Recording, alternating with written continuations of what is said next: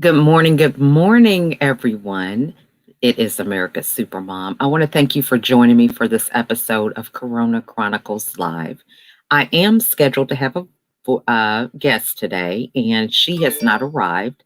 So we will just keep it moving. The train keeps going. We have so many things going on with technology. You're not sure. We have time changes for different locations. I am learning, as a mother of 15 and eight of them at home, that there's always something that comes up. So we just have to keep it moving. So I want to thank you guys who have taken time out of your day to connect with us this morning. And our topic today is moving forward in our business with the means of being successful.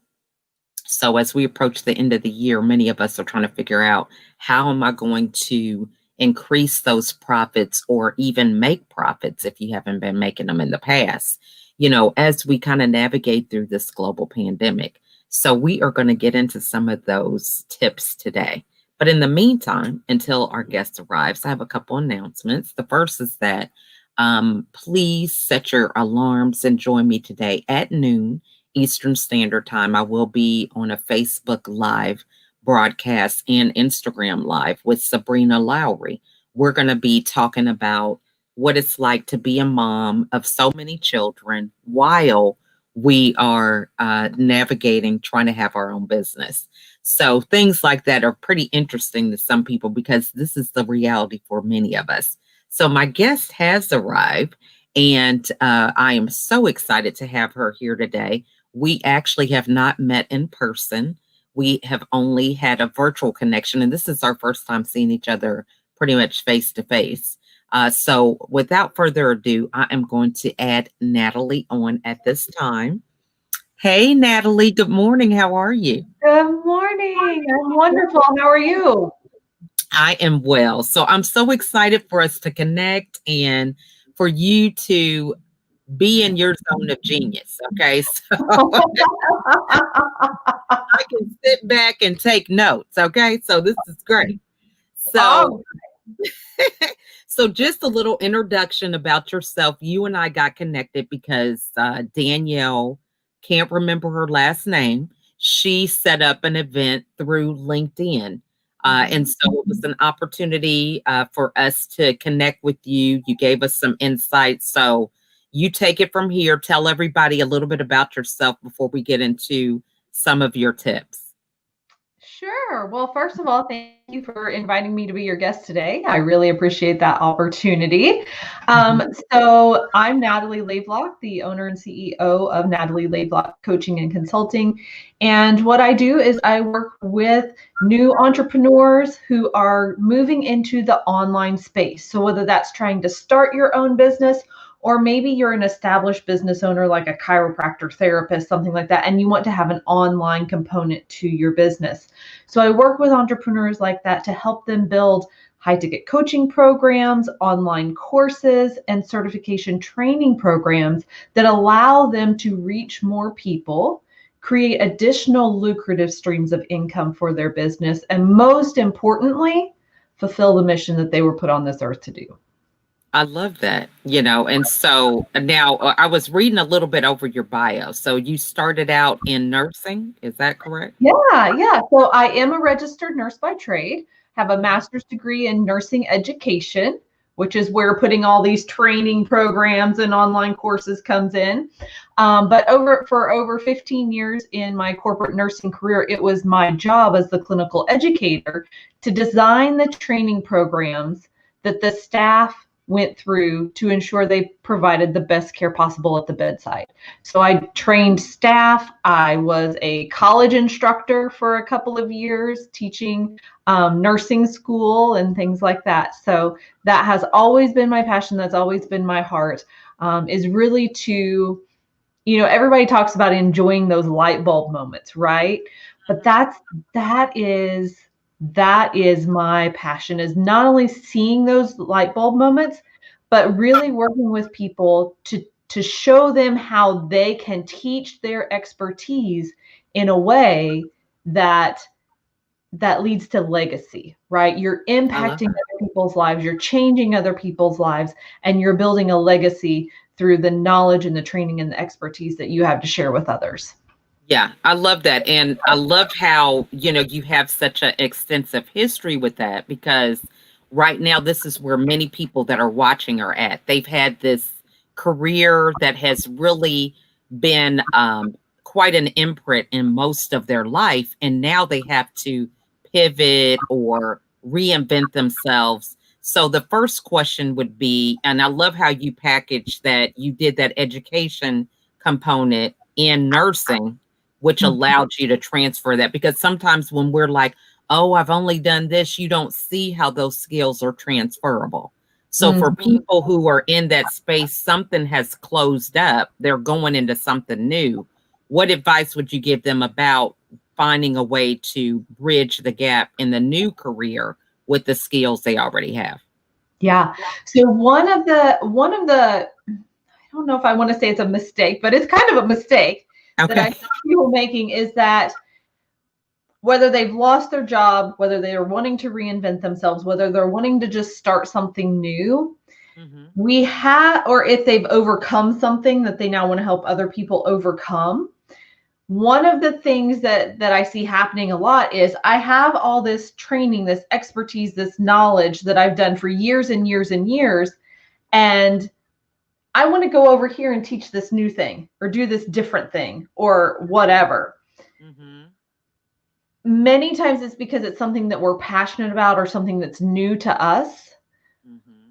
but it's really challenging to take that and turn it into a successful business because you don't have the depth of knowledge, you don't have the years of experience, you don't have that almost like an intuitive wisdom Hmm. around what it is you're trying to do. So what I tell people that I'm consulting with is you don't do a complete 180 from what you've always done. You take what you've always done and you take what you're really interested and you see if you can find something that's a merger of that. So you're pivoting, 3 to 5 degrees from what you've always done, right? So Hmm. just like for me, I did the clinical educator role in the hospital for years and years and years. I took that same set of knowledge, wisdom, skills, expertise, training, all of that, and I pivoted it 3 degrees and I started teaching it and doing that same skill set for a different group of people. I'm not doing it for the hospital now. I'm doing it for entrepreneurs who want an online business. I love that because, really this allows you to not start at ground zero. When Mm-hmm. you're starting at ground zero, you have all these different variables. So it's like, well, is it my social media? Is it me? Is it my knowledge? You have all these different things that you don't know what the issue is for success or failure. But if you're Mm-hmm. able to pivot with that foundation, then it eliminates a lot of that, lack of self confidence or self doubt that you might have because you're so confident with the skills and what you bring to the table. Absolutely. Yep. It's kind of like pushing a big boulder, right? If Hmm. if you come at it and you've already got some momentum, you can get that boulder rocking, and the more you push, the more it rocks and then it starts to roll. But if you're trying to move that boulder and you're coming over here and you're just like throwing rocks at it or you're not going to get anywhere. Use the momentum that you've already got built and just add to it. Keep that ball rolling. I love that. That's great. And now, so for people who are, you're in this new place, what are some of the key things when it comes to, getting out of your own way about messaging? Because I noticed that was something that you talked to us about on your training is making sure we know who our audience is. So really it's actually kind of simple. We try and where we get into troubles when we try and get super creative in our messaging, right? We want to be like, I don't know, Shira, Princess of Power of the digital marketing space, or people are like, what? What? Just like I help people with their digital marketing, you know? So really, as far as messaging goes, you want to know who it is that you're targeting. So not just who the person is, but there may be people you like to work with, but they're not necessarily the people who need the solution that you have to offer, right? Yeah. So you've got to target the person who needs your solution. You have to have a clear message, and that message also has to let them know the outcomes of working with you. So if you remember back to when I was sharing my messaging, I said it's going to help you to expand your reach, to reach more people, to create new streams of lucrative income, and to fulfill the mission that you were put on this earth to do. Because so many of the people that I work with, they're mission driven, right? They're not doing it just to make money. They're not doing it just to build a lifestyle. Like, there is a purpose that they're being called to, and they are going to fulfill that mission. And so you have those tangible results of what it is you help people to do. Right. And I love how it's so simple, but we get in our own way about that. So what are some of the things that you find that stop people from just that simple philosophy of telling people the benefits? Why are people afraid to express that? And it makes it so simple to really make it clear for the potential client. Honestly, I think one of the biggest things that keeps people from wanting to say the benefit, especially when they're just starting out, is that they don't have the proven track record. They don't want to make promises they can't keep. They don't want people to be disappointed in their service. That's good. And so there are different stages of business. And when you enter the business world and you try and claim your stake in the wrong stage of business, you will start to put out programs, products, services that you can't support.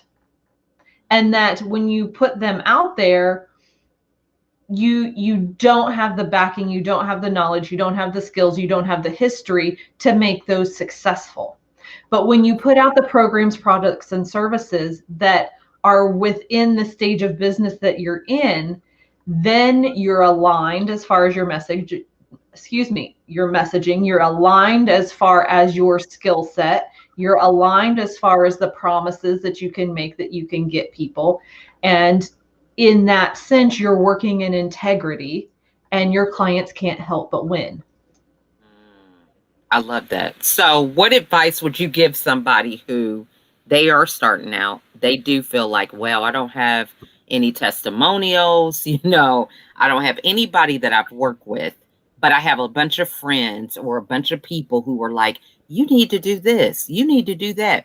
I mean, there's a lot of people that probably would like your services. So if you're at that juncture, how do you get to that point to begin to talk about the benefits?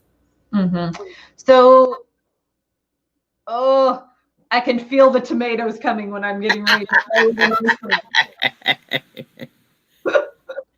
Okay, so we're going to honor the friends and family members. We're going to get a whiteboard. We're going to write down all their ideas of what they think you should do.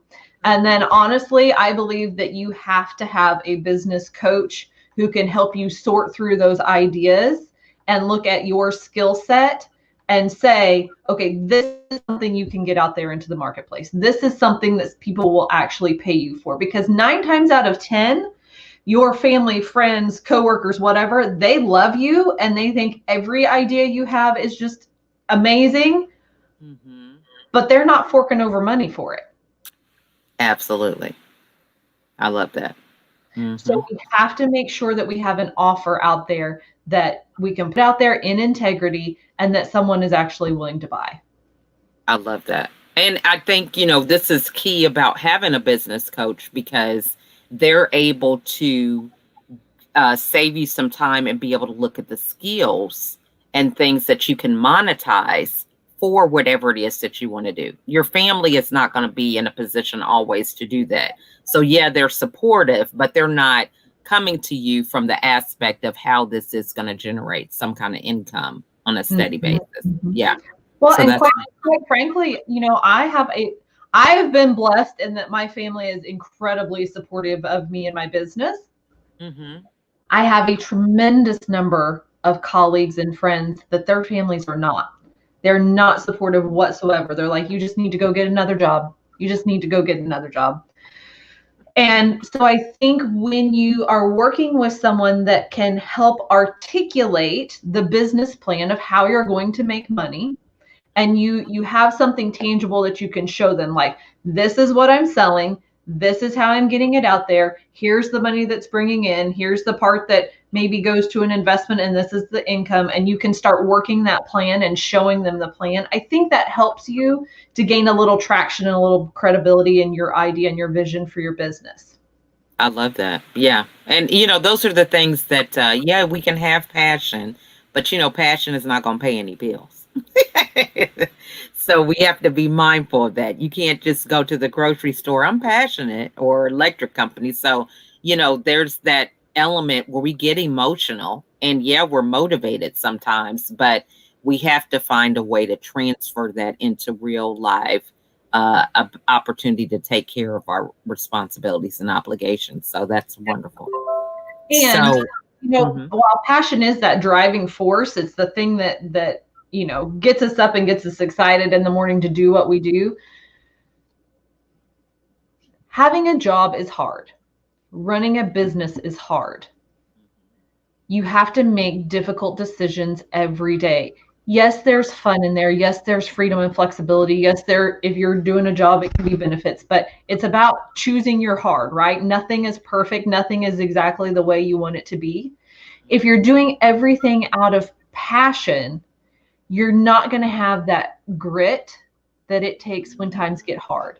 When you have major decisions that have to be made, when you have decisions that impact other people's lives that have to be made, when you have, whatever that decision is, when you're struggling to make sales, when you're trying to figure out where to rob Peter to pay Paul to make next month's payments, that kind of sucks all the fun and passion out of what you're doing. You've Right. got so passion is great, but we've got to also have a plan, and we've got to develop some grit underneath there to keep us moving forward when things aren't fun. Mhm. I love that. Now, so as an entrepreneur yourself, for the moms who are juggling, many of them are working from home and, in a situation where their kids are actually schooling also, what tips would you give them about being able to navigate through kind of being pulled in two different directions? Morning coffee, afternoon energy drinks. Like, I get it. I have 3 boys. My youngest, they are 7, 10, and 13. So, like, Okay. I'm in the heat of this too. I understand. Um, for me, it's about structuring my day in a way that allows me to fulfill on my priorities. So I, for the most part, don't start doing anything business related that really requires my focus, time, and energy before 9 or 10 o'clock. Because I know I have little boys that when they get up, they're going to want breakfast. And if they're schooling from home, then their day's probably not starting quite as early as if they were having to get up and we were going to have to take them into town to school or something like that. So I want to make sure that I give myself enough time that I can take care of them, kind of get them set up for their day. Again, want to make sure that I have time to get their lunch. And then in the evenings, we want to make sure that we have time for family time in the evening. So for me, that's kind of like my priority. And I can hit it hard in between those times. I can take care of my clients and do the things that I need to do in between those times. But building that into my schedule really helps. The other thing is, I have amazing clients. Most of my clients are females, so they have kids. They understand. The couple of males that I do have as clients, they're like, they can always hear when the boys would come running through or go running around the house, and they're like, "Oh, your boys are home. That sounds so amazing. And they'll buzz in, or they'll be climbing the door frame over here. And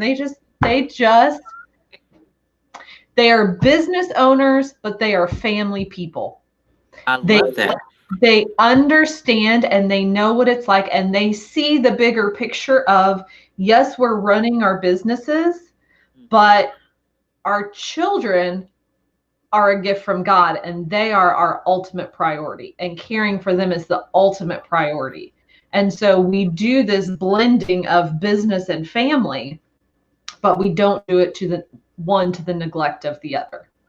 I love that. Yeah. And that's just so empowering for many moms because, it used to be a time where work was so compartmentalized that it was away from the house and the kids were doing something else in a different location. So you could be intentional 100% with that job while you were there, knowing that your kids were taken care of somewhere else and focusing on what they had to do.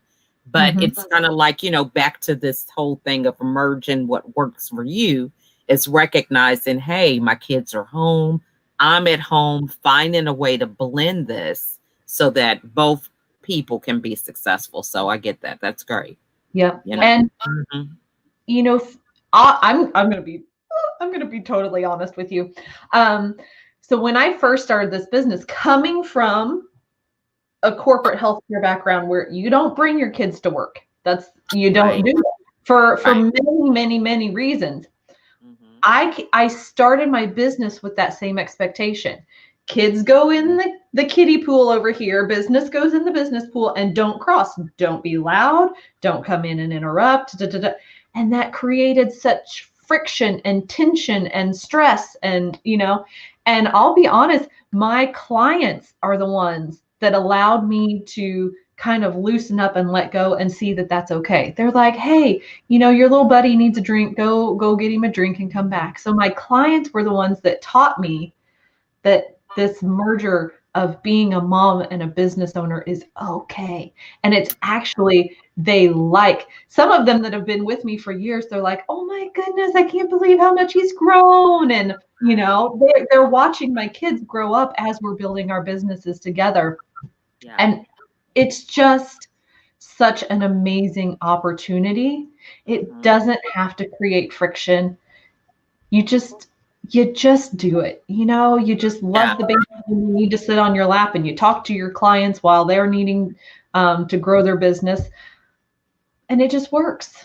It's so true. So true. And I mean, that was one of the things. I came from a history of depression for 13 years and had 3 hospitalizations. And it was just that simple thing where, this life that I wanted was outside the home. So every time we had to go somewhere, it's like, hey, sit up straight, you do this. And then at home, it's like such a different place. But now, that's why I came up with America's Supermom, because it's like, I have 8 kids here. If somebody comes across the screen or you hear something, it's my kids, and that is such a liberating place to be because you're not, you recognize that you're an extension of more than just a mom and you're able to embrace that. Yeah. Yes. And, think about like when you're in corporate, or maybe it's not corporate, maybe it's just another job somewhere else, and you have a sick kiddo. You got to take off work. You got to lose your day's income. You got to use up your benefits and whatever. When my baby's sick, I bed him down on the couch, make sure he's all tucked in, got a little Slurpee cup or whatever. And I'm still doing business during the day. I'm actually running my family and my household more efficiently than when I was working outside the home. Right. So true. Yeah. And you know what? My kids help me more, because lunchtime, it's like, oh gosh, it's lunchtime. Okay. Who's going to put the pizza in or whatever, they're like, do I have to? I'm like, look, this is a group effort. Okay. So this has just been wonderful. So what is the best way for the audience to get a hold of you? So if you're thinking about launching, growing, scaling your business in 2021, I would love to have a conversation with you, get your profit plan all mapped out. And the easiest way to do that is just to go to www.callwithnatalie.com. Awesome. And what final tip or words of wisdom would you like to share with us? Oh, that's always a good one. It always nails me because I'm like,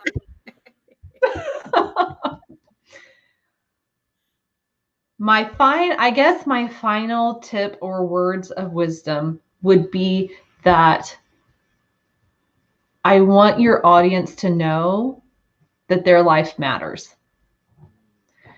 That the business, the services that you offer to people are a lifeline to those who need you most. That's amazing.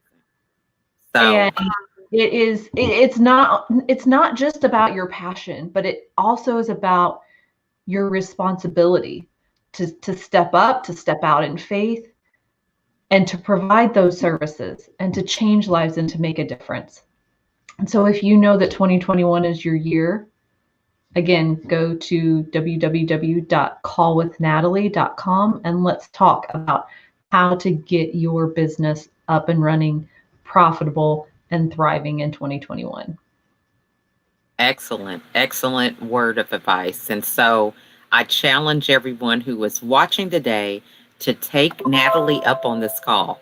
She is such an easy person to talk to. We actually, like I said, we didn't meet in person. She was doing a presentation and I just reached out to her afterwards, and now she's here doing an interview. So it's all about finding people that resonate with you. If there's something that she said that resonated with you, don't put that off. Just give her a call. You don't have anything to lose, but everything to gain. So we want to thank you again, Natalie, for coming and sharing, taking time out of your day. And we wish you a wonderful Thanksgiving. Yes. Hope it's not too much work with you cooking, okay? It's all good. It's all good.